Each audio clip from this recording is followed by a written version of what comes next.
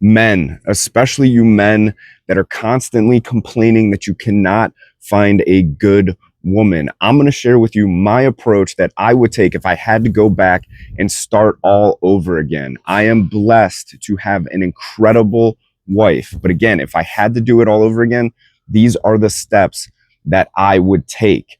And remember, it's not them, it's you. And accepting that is the first step.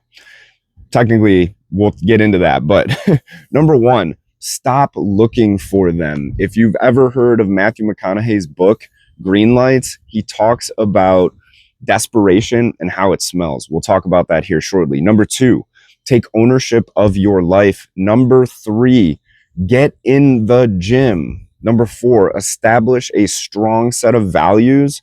Number five, create a vision for your life based on those values. And number six, determine what your purpose is and pursue it relentlessly. By doing all of those things, you are going to become a better man, therefore attracting better women. I mean, think about it. Like, it's the law of attraction. Negativity attracts negativity. Positivity attracts positivity. Good men attract good women. Good women attract good men.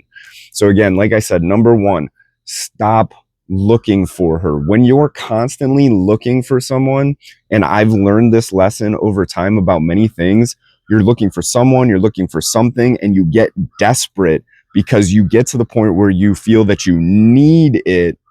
Desperation stinks. Like I said, Matthew McConaughey talked about this in his book, Green Lights, and I actually heard him talk about it on the Ed Milet show. So I would highly suggest reading that book and going back and listening to that podcast episode of the Ed Milet show. But he was talking about when he was a young actor. So I think it was right after Dazed and Confused. He was telling his mentor that he needed a manager because, and he needed to get more acting gigs because I think he was broke at that time. And his mentor was like, no, stop right there. Need smells. Need is desperate. And when you're acting out of desperation, you are going to repel the thing that you believe that you need. I'm doing air quotes around believe, but I'm saying air quotes around need. And that's going to repel it. So again, stop looking. And the point of not looking is to take the time, energy, and effort that you would be spending looking for a partner and focus on yourself. And that leads us into step number two, which is taking ownership of your life. And these are some questions that I ask to women on social media. And I should have phrased the second question a little bit differently, but we'll talk about it. Number one, and I got a ton of responses on this, and no one picked option number one. I asked, between these two types of men, which would you prefer? A man who constantly blames other people and other external forces for why his life sucks, or the man that takes responsibility over his choices, his decisions, and his actions, and therefore is consistently learning to be a better man? Not shockingly, almost every single woman picked number two.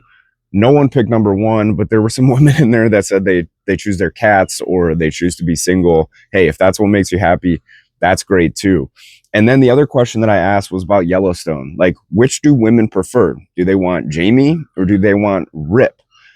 No one picked Jamie because Jamie is a weak man. Jamie does not take ownership of his life. Jamie plays the victim. Jamie's also unable to protect his loved ones the same way that guys like Rip and Casey and John Dutton in the show are able to do. Now, I wouldn't say that some of the things that they do are good, but there's no arguing that they are strong men, which leads us into point number three. Get in the gym. It's not about being the leanest, most physically attractive man in the world. It's about being a man that is capable of playing with his kids, of protecting his family, or at least standing a shot. Not every man in the world is going to be the most badass dude ever. I'm not the most badass dude ever, but I take my health and my physical training very seriously because I want to be in the best possible situation that I can be. One, again, when I do eventually have kids so I can play with them. And number two, so I can protect them. I've seen videos online of women and men were in really tough situations. One that stood out was this woman who had a stroller, and the stroller got away from her, was running to the street, and she was so fat and out of shape, she couldn't even chase it. And thank God somebody else stopped the stroller before it hit the street. But imagine being a man in that situation where you're so physically inept that you cannot even protect your child from from running away in the stroller and getting hit by a car. Like, that's crazy to me, let alone if another man confronted you. Again, there are situations that no matter what we do, we cannot overcome, but I want to know that I'm at least somewhat prepared to handle those situations. So get in the gym. I highly suggest training a combat sport. I am a huge practitioner of Brazilian Jiu-Jitsu. It's actually why my voice sounds different in this video than it has in the past. I got a trachea injury from getting choked, but it's all good times. So that gets into number 4. So this is much more of the becoming that complete man. Having a strong set of values to guide your decisions and to create a vision around is huge. And I think that these things happen, they did for me, in this specific order. So it was the values, then the vision, and then the purpose. So what I mean by values are, what are the things that you want more of out of life? Because those are the things that are going to help guide your decision making. So for me, it is simplicity, creativity, fun, and presence. Those are my 4 alignment values. That's what I call these, because they help me align the decisions that I'm going to make with what I want more of out of life. For instance, if somebody were to approach me and say, hey man, I will pay you $500,000, but you have to work for me and it's 60 hours a week and you have to be here these days and these times, it's already a no for me. I don't care how much money it is. That whole thing does not align with simplicity. It's working for somebody else. Chances are that's going to be complicated. Creativity, maybe that job's a creative job, but in this specific case, let's say it's sales and it's cold calling and I can make a shit ton of money doing it.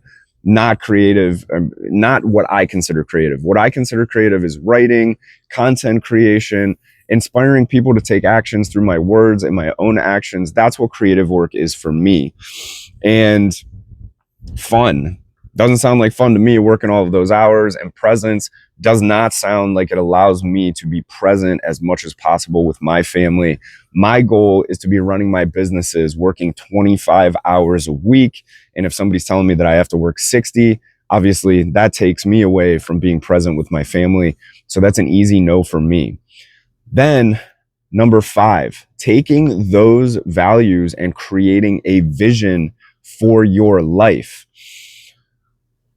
It's hard to create a clear vision for your life without knowing those values. And we often hear people talk about clarity around their vision. Those values are what bring you clarity because they tell you what you want more of out of life. The first 3 or 4 times I should say that I wrote my vision, it was not clear because I hadn't established those values yet. So yeah, it looked successful on paper. It looked successful on my vision board, but it wasn't what I actually wanted. Once I figured those 4 things out and I rewrote that vision around those things, it felt much more right, much more tangible, much more accomplishable, because it was those things that I actually wanted. So when you do it, I suggest a 3-year vision, and that's not my original thing. I forget what book that comes from, but 3 years is far enough out in the future in order to be tactical about reaching it, but it's also not too far out in the future where you can put it off. If you want to make big dreams a reality in 3 years, you got to start, and you have to start right now. So that is number 5. And then number 6, find a purpose. I think we've all heard men without purpose are basically lost. Also, you hear people all the time who retire, either especially from the military, but in general, and they lose their sense of purpose and they lose their way and they get depressed. You hear people at the end of their lives that retire and just go to do nothing and die shortly after that. Men, we need purpose to pursue, because if we're not pursuing purpose, chances are we're going to just pursue something out of sheer pleasure. And purposeful pursuits bring you pleasure as well, but it's a good type of pleasure. It's pleasure from fulfillment, from creating, from building something, from inspiring other people, for bringing good to the world. If you're not pursuing that, men, we're going to pursue something. It's part of our nature. And for me, it was a lot of toxic shit. It was alcohol, it was hookups, it was mostly those two things for me. But other men, video games, which is just a waste of fucking time in my opinion. I think you can play video games and still do these other things, but if you're using video games to fill a void rather than just like take a break, it's a totally different thing. Drugs are another one. Porn is another one. Sexual addiction. Get addicted to purpose, man. That's what women want to see. Women want to see a man with values, with vision, with purpose, and that pursue those things relentlessly. They also want a man that is taking ownership of his life. Think about it. Like, if you're a little bitch and you're constantly blaming, oh, my parents were broke, so they didn't teach me about money, which is why I'm broke, or I had this past trauma in my life, and that's why I'm a piece of shit and I'm a sex addict.